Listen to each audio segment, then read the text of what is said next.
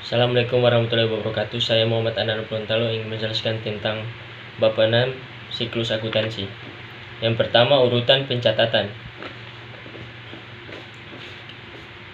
Transaksi dimulai, lalu ke dokumen dasar, lalu ke buku jurnal, lalu ke buku besar, dan terakhir ke laporan keuangan. Siklus akuntansi selalu dimulai dengan dilakukannya transaksi oleh sebuah perusahaan, sementara yang disebut dengan transaksi adalah peristiwa bisnis yang dapat diukur dengan menggunakan satuan moneter dan yang menyebabkan perubahan minimal pada satu unsur persamaan akuntansi. Kedua, posting. Posting adalah salah satu aktivitas dalam siklus akuntansi yang cukup menyita waktu dan tenaga adalah memposting, yaitu proses pembinaan pencatatan dari akun-akun di buku jurnal ke akun-akun buku besar. Ketiga, neraca lajur. Neraca lajur adalah selembar kertas berkolom yang dapat digunakan dalam melakukan pekerjaan akuntansi secara manual untuk membantu menggunakan pekerjaan pada akhir periode akuntansi. Jika proses perhitungan saldo setiap akun yang ada di buku besar telah selesai, maka tinggal disusun laporan keuangan perusahaan untuk periode bersangkutan. Akan tetapi, sebelum menyusun laporan keuangan, kita dapat menggunakan media penolong untuk mempermudah penyusunan laporan keuangan tersebut. Media penolong itu yang disebut dengan neraca lajur. Kelima, ayat jurnal penyesuaian. Ayat jurnal penyesuaian atau AJP adalah aktivitas untuk mengoreksi akun atau perkiraan sehingga laporan yang dibuat berdasarkan akun tersebut dapat menunjukkan pendapatan atau aset dan kewajiban yang lebih sesuai.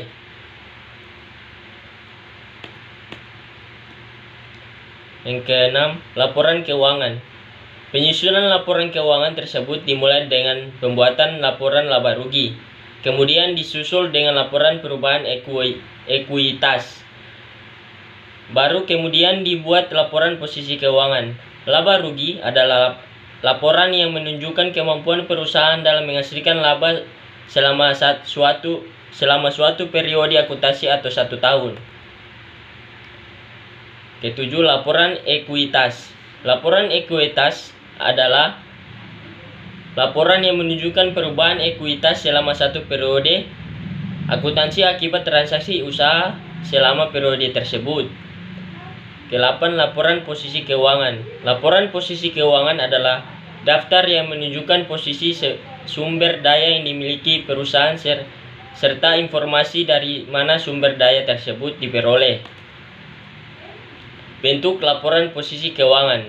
Bentuk susunan laporan posisi keuangan seperti terlihat sebelumnya disebut dengan bentuk T, di mana di sisi kiri disusun deretan aset atau harta perusahaan dan di sisi kanan disusun deretan kewajiban yang dibagi ke dalam 2 kelompok besar, yaitu utang dan modal. Laporan posisi keuangan juga dapat disusun dengan urutan dari atas ke bawah atau vertikal yang disebut sebagai bentuk laporan. Laporan posisi keuangan ini berbentuk laporan menyusun aset dan kewajiban dalam urutan dari atas ke bawah. Susunan laporan posisi keuangan. Hal lain yang perlu diperhatikan dalam penyusunan laporan posisi keuangan adalah urutan penyusunan akun.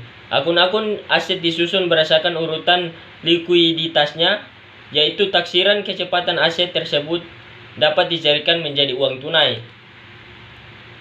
Ayat jurnal penutup.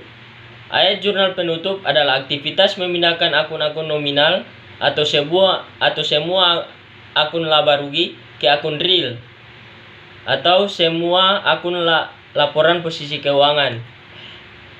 Langkah-langkah yang diperlukan dalam membuat ayat jurnal penutup adalah sebagai berikut.